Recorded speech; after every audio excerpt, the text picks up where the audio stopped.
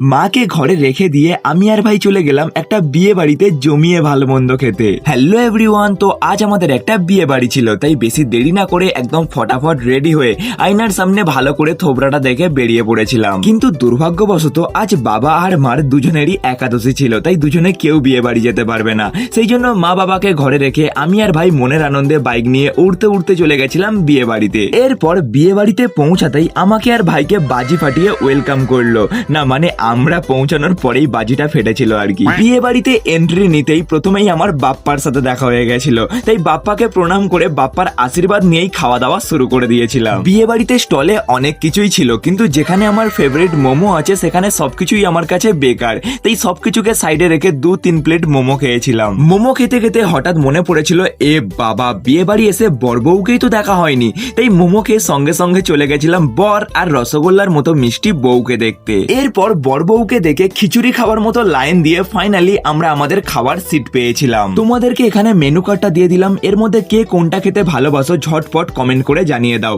তাহলে তোমরা ততক্ষণ কমেন্ট করো আর আমি সময় নষ্ট না করে জমিয়ে খাওয়া দাওয়াটা সেরে নিই। আজকের মতো ভিডিওটা এখানেই শেষ করছি। See you in the next video, till then by.